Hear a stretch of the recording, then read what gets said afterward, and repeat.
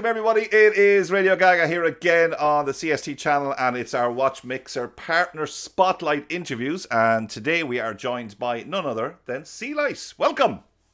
Hi, what's happening? Hi.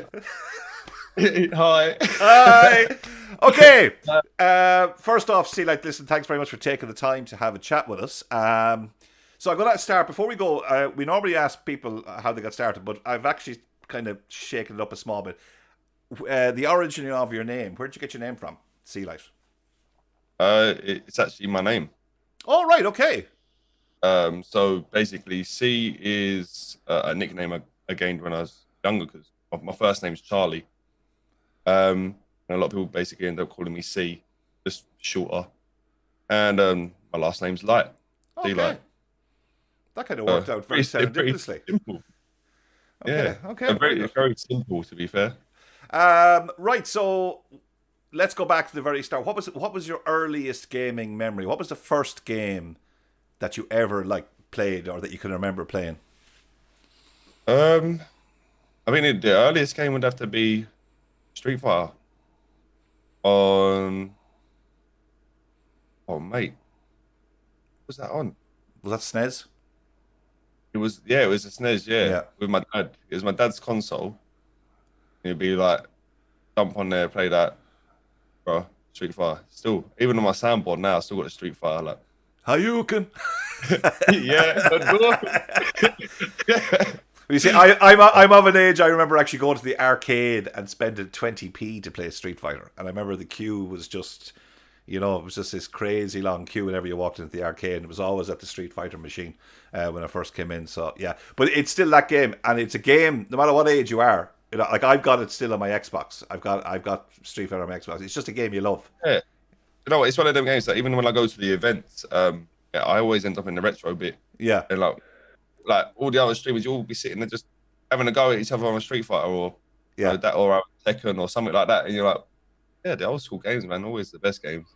Oh, I know. Memories, you know what I mean? And I've just noticed, actually, I was downstairs yesterday. My missus, we were just about to start watching TV, and Sky have actually introduced these little games, and they've got Tetris. Do you know what I mean? Oh yeah. And it's like, yeah.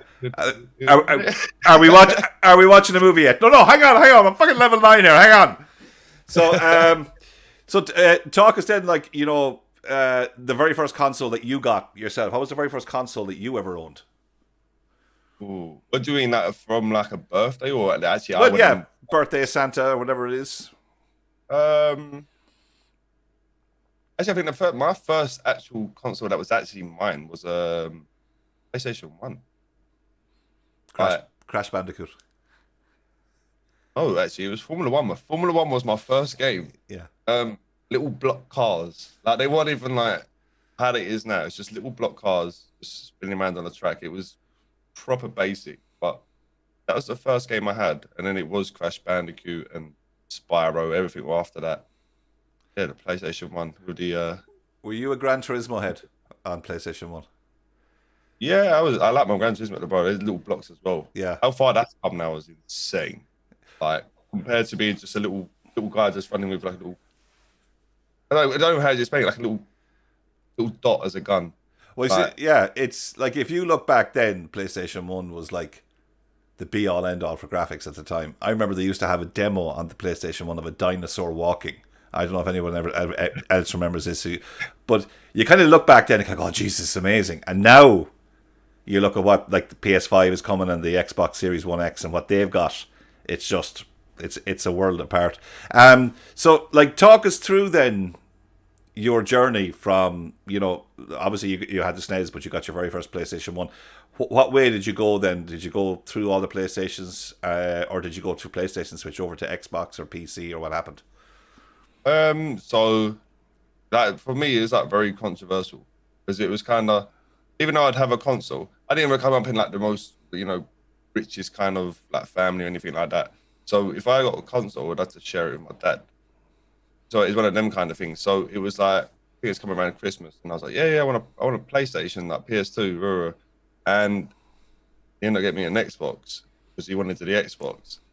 Which, to be fair, I can't complain because Halo. When I played Halo for the first time, I was like, yeah, this is good. But yeah, I didn't end up getting a PlayStation 2 for a good couple of years after that, but kind of stayed with Xbox after because it was just, I don't know, it just felt more natural. I've been playing with that controller for such a long time, and yeah, Halo.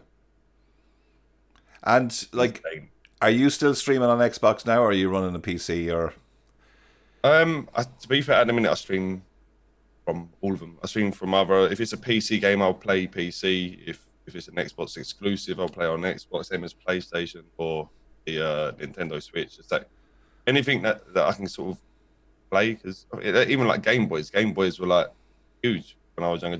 Like black and white screen with a little light on the top of it, kind of sitting in the back of the cars, you know. So even playing on the Switch. and for you, like when you switch to PC now, do you go keyboard and mouse, or are you like, would you be like me? You'd actually plug the controller in.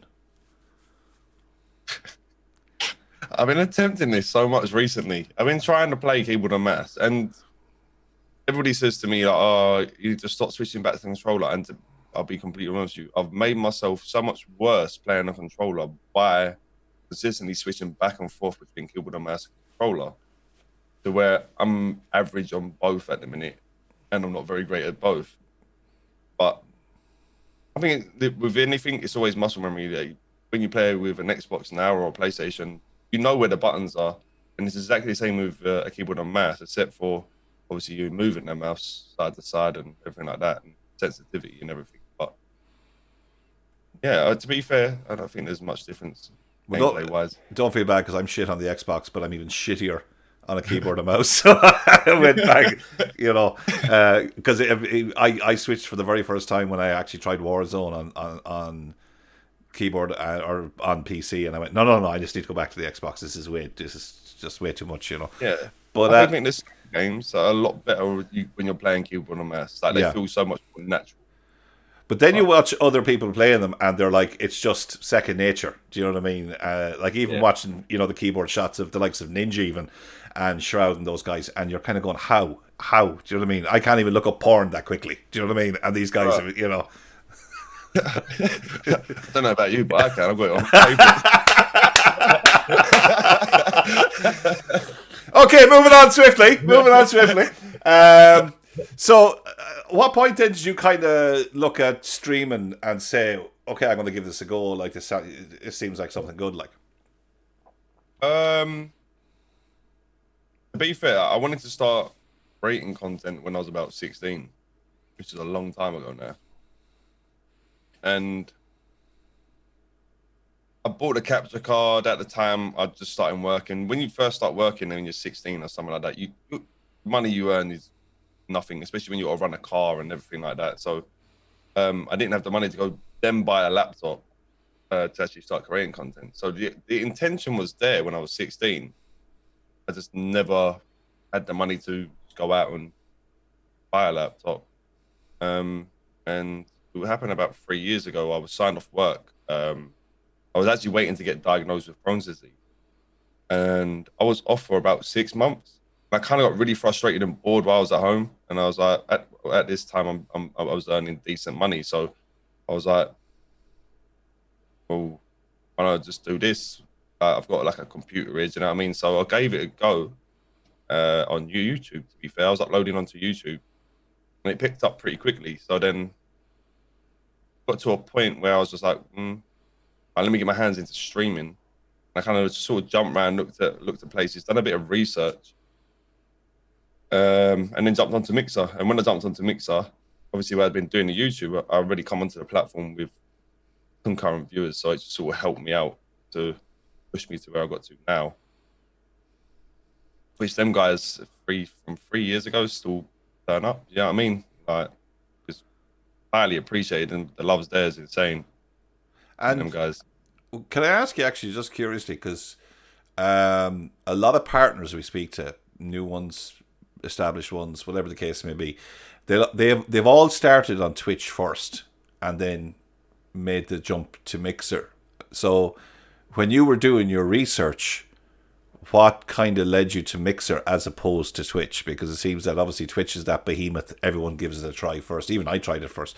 But what made the decision for you to go to Mixer as opposed to Twitch? When I had to look at Twitch, it was saturated. Like if looking at it like as a place to create content as a new content creator, unless you've got a good audience behind you from like YouTube or another platform, you're gonna find it extremely difficult to get yourself established within that community. Um, and then when I was looking at Mixer, Mixer was like kind of new to like the whole streaming world, and I spoke to a couple of people on there. I kind of sat there and watched a couple of streams, and I was like, okay, so kind of watched how everything worked, and I was like, okay, so if they do this and they get a hype zone for Fortnite, that can then push them onto the feature board, which is puts them in front of everyone, and that brings in a load of viewers.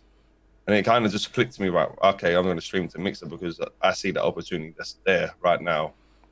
If I stream Fortnite, I can obviously bring an audience in if I just continue to do what these guys are doing. And that's basically why I chose to do that, because if I was to do that on Twitch, didn't have that opportunity there. You're just streaming, hoping that somebody will find you in the list. And Uh, just on that, like from when you kind of jumped into Mixer, then what was the journey like to at the point where you're thinking about applying for partnership? Was that a grind, or like as you say, you already had an established kind of base behind you with YouTube? But um, what was it like for you? so basically, for me, I come onto Mixer and I joined a team at the time. It's called Mixer Raiders. And I met like a couple of people through there. And then one day, like me and a couple of people were just chatting in the DMs, and looking at like new ways or ways to like push around and get in front of people. Obviously, find yourself up in a list. And at that time, nobody was doing open lobbies. They was doing like playing with viewers, but never actually called it open lobbies. And they're pretty far down the list. And we've thought about it and was like, well, if we can do what we're doing now, but an open lobby, and just allow viewers to just come in and play, the more likely they're going to keep turning up to come and play. So it was like, okay, let's start doing that, because we'd noticed it on Twitch. We sort of thought, well, we can bring that over here and start doing that here. One of the main guys that was a part of that was a friend of mine at the time, which was Owie. He was like one of the first person to actually put it out, and then me and then the guy under Twitch. I think like everybody else sort of followed suit after, but yeah, we basically did that, and that really helped us out. So going for like partnership and that, I think it was for 3 months, Okay, okay. And 4 months. do you think the fact that you know that's something that we see quite a lot now, and I haven't heard it from any of the other partners, but do you think open lobbies is a good thing when you're heading for partner? Is that something that guys can do to kind of increase? Uh, Now I don't think so much. But obviously, you learn from your mistakes. When you're doing this kind of thing, you learn from a lot of mistakes you do. And doing that at that very moment in time, it was good. But when you stop doing that and you want to do something else, so you want to play a different game or you want to get involved with something else, or you just want to play on your own, you'll notice the viewers won't turn up as much as when you're doing an open lobby. And for me, I switched into variety and started doing pod, and I mean, like playing like obviously we were switching at like a variety of games, like mass variety. And I went from 60 odd viewers down to 10, and it stayed like that for a while. So I basically had to rebuild again from that. So would I advise it? Definitely not. Definitely not. And for you, like I say, your partnership application when you were ready to become partner, like did you get it on the first try? No, no, no, no. I got on my second try. I think I put in first time, and it was a viewers. I think at that time we had to have 50 concurrent viewers, and that was a lot for Mixer at the time. And I was just shy of it. Um, and then the next time I applied, I think it was literally a week before my son was born, I applied, and then I got the reply back a week later after he was born. So Two happy deliveries in 1 week. yeah, that's it. Yeah, there's two happy things. But literally, like it was kind of one of the things like, so what I was going to put in, and I think the way you got to look at it as well. When you apply, I see it a lot of times on Twitter. People get really like upset about it and stuff like. In the day, said no. You get told no a lot of times in life. Like, just look at other opportunities and other ways to improve your chances of getting that yes. Like, no's they ain't gonna hurt you. It didn't change your streaming. You didn't have it before, so just keep doing what you're doing. Regardless, you're gonna get a yes eventually. And did you like, so like obviously when you got and I know plenty who've gotten that letter, you know what I mean, to say, look, you've been unsuccessful.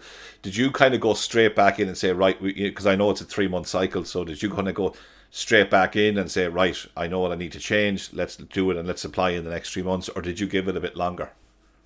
For us, from when it's changed so much from when I applied.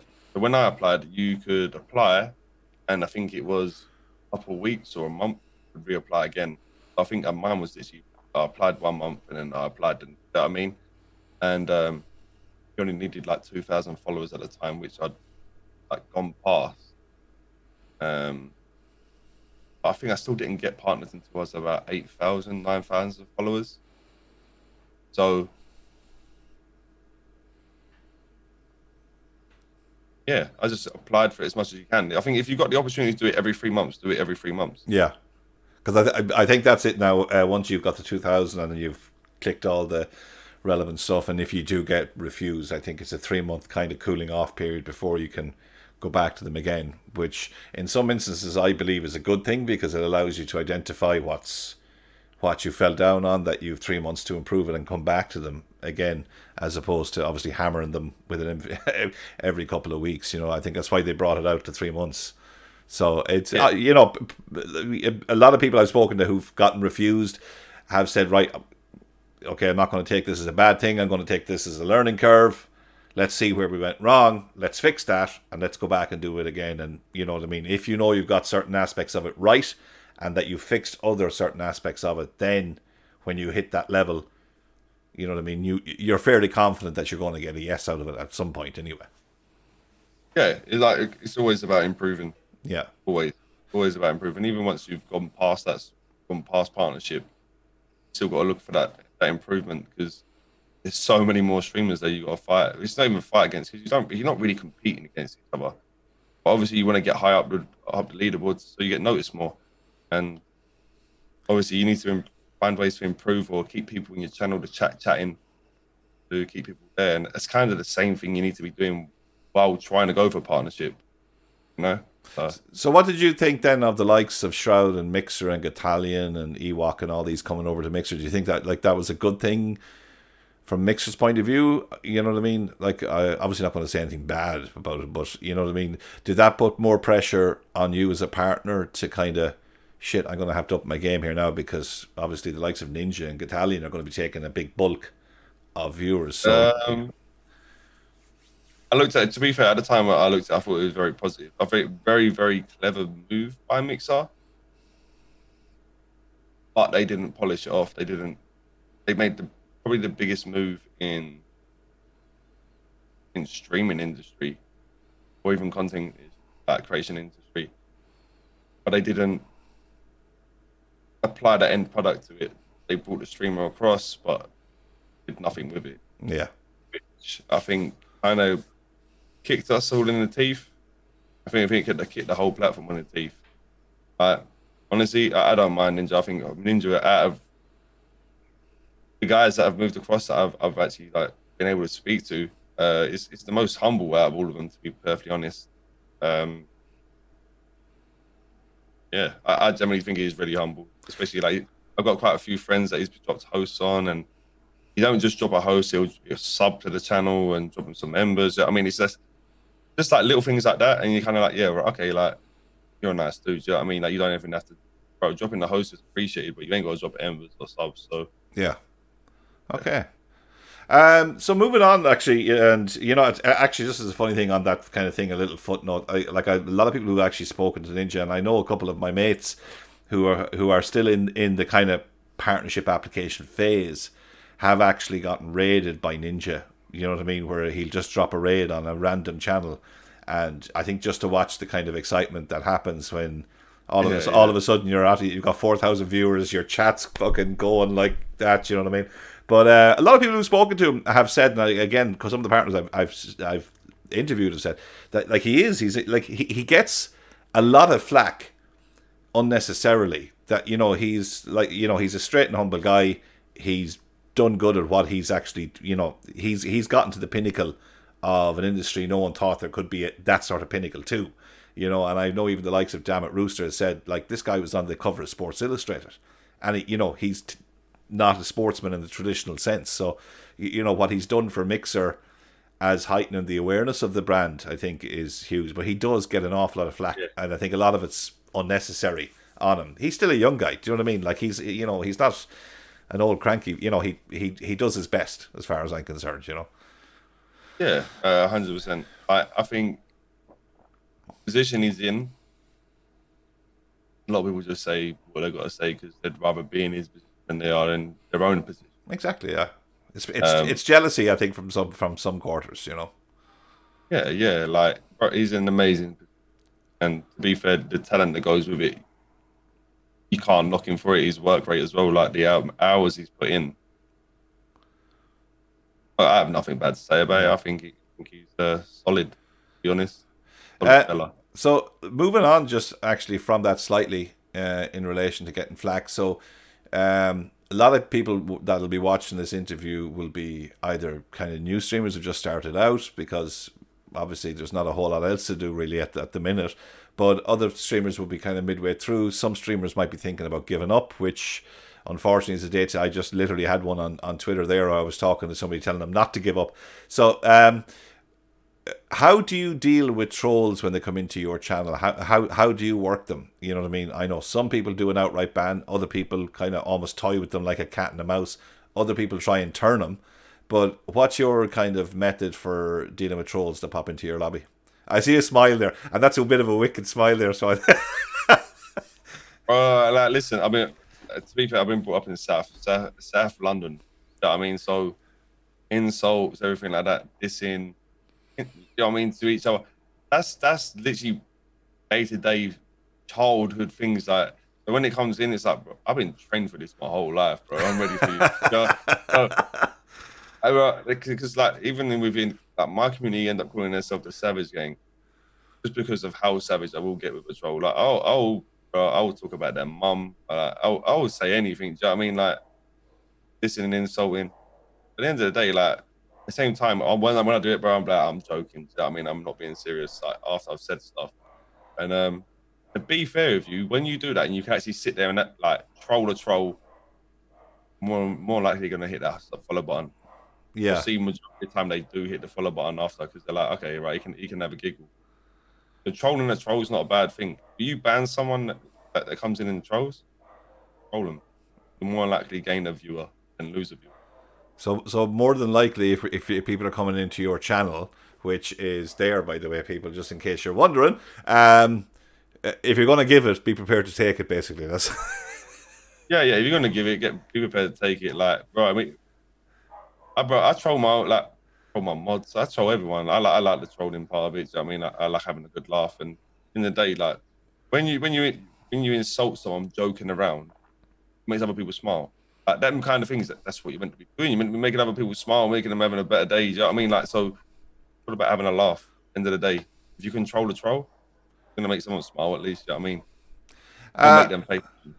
Yeah, that's true too, actually. Right, so we're going to get on to the technical side of things now. So, because we've lots of geeks actually watching this as well, myself included, by the way, because I just love this shit. So, what are you running at the minute? What's your setup? Right. This is the bit I ain't good at. It's all right. I've had a couple of partners actually reading it off the screen, off Specky, where they're kind of going, okay, I need to know what I've got because I haven't a fucking clue. Yeah, I think I need to get it up. I know that I got a 280 GeForce RTX Super. Um, the rest of it, I don't even know what's in the gaming PC. I basically bought it a couple of months and literally got the highest specs I could get on the PC. And then the streaming like the actual streaming PC I used was my old PC, which has absolutely terrible parts in it. But They it just need like works. parts to break. Yeah, that's it. It works. It's only Yeah. there to stream, play everything through. You Yeah. don't need to be powerful or anything like that. But yeah, the gaming PC I kind of went over the top with. Quite a few people said I went over the top with, but I think if I work, best thing to do is I just went over the top and just hope like it lasts for a while. I haven't got to upgrade it or nothing because I haven't got a clue about absolute clue. Yeah. But yeah, I know it's got good parts. I know it's got really good parts. It's good and it's fucking powerful and it's more than likely very fucking expensive. So we'll just leave that bit there. Yeah. It's true. Like, someone drives up in a Ferrari, you're not going to go, give me a look at the engine. Say, I want to sit in the fucking thing and drive it. I don't care how it works. Just let me sit in it. It's one of them moments where you need to come call your mum. Like, Mum, what's Mum? Mum! I don't know about the PC. See, like, Mum, how much am I still paying you off? So actually, then while I have you, your cans and your mic, what are you reusing there? So the mic, I have a Rode. Oh, you got a Rode, okay. Yeah, it's a Rode podcast. This mic. Yeah. There you go. In my personal opinion, probably some of the best mics ever made in the world, by the way. And that's me coming from radio, but I just think Rode they're a cut above everything else. I was using a Snowball, and to be fair, Snowball was absolutely amazing for what it is. But it's not a massive amount of difference, but there is a sound difference. You can pick it up. And then I've got this all linked to the Go XLR, like the XL, then Stream Deck. And that's literally all I use. And the headphones? Astro A50s. Got a Gaming Republic keyboard and mouse. Controllers and that, like Xbox controllers. I use Aims controllers for the FPS games. Normal controller for any other game. Cool. Right, okay. Time for the fun bit now, because this is where we get to find out a little bit about you as a person. So, Desert Island Discs got 4 parts. So, first part we're going to ask you is favorite album of all time, and the reason why it's your favorite album. You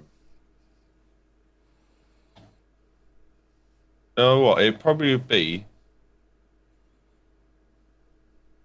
It has to be 50 Cent. Get Rich or Die Trying. I think that's the first album I actually went and bought myself. And at the time, it was like massive.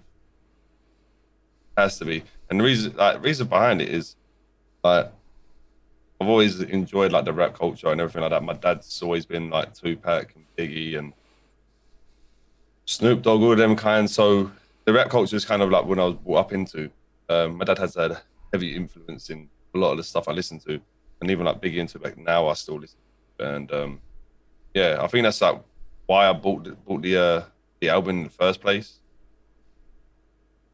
But yeah, that's got to be probably my best album I actually own, because it's generally some music I enjoy. Yeah, that's it. That's what it's all about. Favorite book.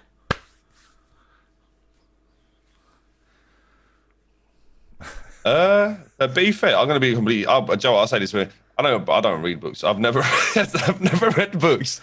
The reason being is because I'm extremely dyslexic, and I couldn't read or write until I was in like year 6 in school, and I couldn't read or write or spell. And literally, the only books I ever actually looked at was the ones you had in school, because I literally had no interest in it. It's where it took me so long to be able to do it. I never had the interest to read a book or anything like that. And I'm like, Oh, Macbeth. Oh, I watched the movie. You know what I mean? So, off my cement, I watched the movie. Do you know what I mean? So, it's just Cleopatra. one. Have they made a fucking movie on that yet? So, when it's come to reading books, I think it's generally to do with my attention span as well, because I have really, really short attention span. So I've never been able to sit there and actually. I get through a couple of pages and then I'm, all right, yeah, let me go do something else. Yeah. Although you realise there's a lot of women watching this going, that's every fucking man. I don't know what he's talking about. Every man is the same thing with this short attention span. I don't blame you. You're probably right. All right, yeah. Favourite movie then? Oh. Don't say Of Mice and Men now. No. Yeah. Oh, Romeo and Juliet. Yeah. No. I think like one of my favorite films is it's a Disney film. One of my favorite films is Jungle Book. Really, the old one, yeah. The old school Jungle Book. Remember as a child, you used to watch something repeatedly, and like it's one of them things that have always stuck in my head, like Jungle Book, like with Mowgli and all that. My dog's called Mowgli, one of my staffs. There's like a little man cub in it. Once he doesn't start fucking talking to you, you're okay, like, you know. Well, it has sometimes. I swear. It has sometimes. But no, right. I know what you mean, because I'm the Goonies. No matter what you throw at me, I'll always go back to the Goonies first, because it was what I watched when I was young. Do you know what I mean? Yeah. You know, and like there's Godfathers and Star Wars and Lord of the Rings and all that. Yeah, that's great. I love those movies. But give me a movie, it'll always be the Goonies first. No contest. That's exactly it. Like legit, I love my Star Wars. I love Lord of the Rings. Like all of them kind of that type of movies as well. Like, well, the films of Lord of the Rings were handier than the books anyway, and a lot shorter too. Yeah, that's true. You know, I never read the books, so. Did you read Lord of the Rings? No, I watched the movie. No, I watched the movie. Yeah. But yeah, like obviously I love them films. You know what I mean? You sit there and binge watch them every now and again. But you have a feel good movie, you see. That's the thing. Yeah, like even with my son, I've even got my like when he sits there, the new Jungle Book, like played that on there. Even though it's not the same thing. Yeah. It's still that same. I don't know, like your childhood. You kind of bring it into their childhood, you know. So I don't know. It's always been like a little thing. That and Bambi. Wow. Okay. We're getting deep into Ceelight here now. We're going back to Bambi now. I'm going to sit back here and go, how does that make you feel now? Tell me more. I use the term Bambi all the time when I'm streaming, and kind of one of the things like, oh, I'll mash up your legs like Bambi, and all it means is it means something you don't want to know. Yeah. And yeah. Okay. I'll let you off on that one. I'll let you off on Bambi. We won't, you know. We'll edit that out. We won't fucking edit it out. But anyway, let's move on. Okay, so here's the tricky one now. So, like, again, we're on a desert island. So this is the only game you're ever going to be able to play. What game would be your desert island game? What's the one game now that you'd have no problem in playing for fucking ever? Am I on my own? Completely on your own, yeah. Last of Us. Wow, okay. Last of Us. Actually, I don't know. You wouldn't be going for a feel-good fucking game now. You go for a game that would leave you depressed at the end while you're on your own on an island, like, you know? No, I'm thinking about that. I love the game, honestly. Yeah. So one of I'll rate it probably my top game. It's like, when it comes to story and everything. But now I'm trying to think about it. Like, it's going to be really repetitive, playing the same game over and over. That's actually if it helps. A couple of partners have said that they'd pick a game that they weren't any good at, that they could spend years perfecting at, as opposed to picking their favourite game that they're already good at, you know? FIFA. Oh, God. Which one? 20? 19? 18? Which one? I'd take it back to about 13. I was competitive back in 13. That was the one that you could tackle the ref in, wasn't it? Was that FIFA 10 or 12 or 13 where I think you could tackle the ref in one of them? I can't remember which version of it was on. They had it for 1 year and then they took it out. I don't know. You could tackle the ref. There was what was it? I'm not sure if it's FIFA or PES as well. You could dive. Yeah. There's one of them. Not But I don't think I that could. not that we condone diving in any behavior. Okay. Well, I don't know. Are you listening, Ronaldo? Are you listening? Bro, listen, Henderson, mate. If you've got to dive to get a penalty to win the league, mate, do it. Okay. I wasn't gonna fucking bring it up, but I am a Liverpool fan. Okay. Why does it take us 30 fucking years to win the league and then a virus takes over? Do you know what I mean? Mate. It was a banana skin a couple of years ago, put on CVG. The year before that was a fucking beach ball. Next year, the world is probably going to end if we're any closer to winning it. You know? Yeah, that's it. That's exactly it. I don't know, man. Do you know what I mean? Like, Gerrard's always been caught slipping. Apparently, we're bringing him back from retirement just so he can bring up the trophies. You know what I mean? Yeah, medal. Apparently, he's going to cause us to slip again, so I don't know. Actually, you have to nail your colours to the mast now. So you're South London. So you're not Arsenal, so you're Chelsea? No. I'm neither. I don't like either of them. Arsenal or Chelsea. I can't stand Arsenal or Chelsea. It's okay, neither can I, but carry on. Fucking Arsenal fans are the worst. Are you hearing that, CST? Just saying. Well, mate, literally always right, aren't they? So no, I'm towards more Charlton and Millwall. That's kind of the area I'm from. Yeah. So to be realistically, the local team would be Welling United. Okay. So you wouldn't be kind of, yeah. I used to go to Charlton, Millwall all the time just to watch football. I'm one of them people that just loves it. I just go for the crack just to watch the game. Okay, interesting. Well, okay, Chris, who's the head of CST now, is kind of going, fucking, that interview's never going to fucking air now, because he's an Arsenal man through and through, okay? That's all we ever hear about, is how great Arsenal were, by the way. Be fair, how great Arsenal were, just putting that out there. I can't even recall who Arsenal are. I ain't related to like Leeds or something like that, isn't it? This interview's never seen the light of day. Anyway, right, we'll move on very quickly. So the last bit is that we ask all our partners to give the people watching just a bit of advice. Do you know what I mean? It doesn't matter what type of advice. If it's to do with streaming, do with numbers, do it whatever it is. But if you had one bit of wisdom that you could give, and what we're doing is we're actually putting these into a kind of list of advice from different partners on what you can do. So if you had a big, some advice to give to a streamer, what would it be? There's a lot of things you can say, to be fair. Like, I think one thing is definitely I find a lot of streamers don't pay attention to the chats. New streamers. Like, there's a amount of times I've gone in and I've dropped a host on someone and they've got no idea that they've been hit with a raid or anything, and literally just sitting there just playing the game. The chat's there for a reason.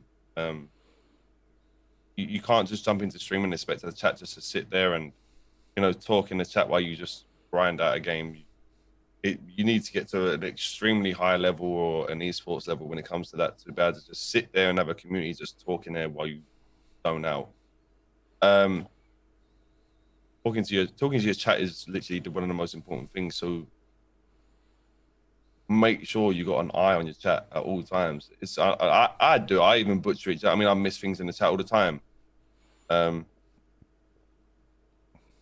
yeah, that's one of the things. Like, you want people to come back, you know what I mean? Make sure you're talking consistently. The most hardest thing I'd say to learn is you got to learn to talk to yourself. If you're not talking to yourself, you ain't crazy enough to do streaming, because you kind of got to be a little bit nuts. You got that kind of little bit of a psycho brain where you just sit there and just talk to yourself. And a lot of people are like, yeah, I jump in a party with my friends and everything like that. When you're jumping in a party with your friends and you're playing games, you're not learning that key thing that you need to learn, which is talking to yourself. Someone pops into your chat and you're literally saying absolutely nothing. They're going to leave because you're not giving them anything to bite onto and talk to you about. That's probably the best advice I can give someone. Okay, excellent. Okay. Talking. Excellent advice. Okay, well, look, Ceelight, thank you very much for taking the time to give us your time to interview us or to have a chat with you. And if anybody wants to check out Ceelight's channel, it's just there. It'll be there after post production. It'll probably be there more than likely because the guy who edits all these videos for me is an Arsenal fan. It'll probably say Ceelight, prick or something like that at the end. Yeah. Do not follow, and they changed my name. C Heavy. No. C Heavy, there you go. Fucking D Heavy there. Follow him. He's going. Do you know what? He's going to love editing this video. I'm telling you that now. He's going fucking, because I look up to a certain point before everything went to shit. All I was hearing about was the Invincibles. Do you remember the Invincibles? I thought they were a Disney cartoon, but they're actually a team from earlier on. But it kind of ain't irrelevant. I mean, you don't talk about the past. Oh, I'm a Liverpool fan. We've been talking about the past for 30 fucking years, okay? But I don't know you. Do you know what I mean? So, I ain't. I've been getting sick because I live in London. I get it from everyone. You know what I mean? But listen, anyway, Ceelight, thank you very much for taking the time for having a chat with us today. No problem, man.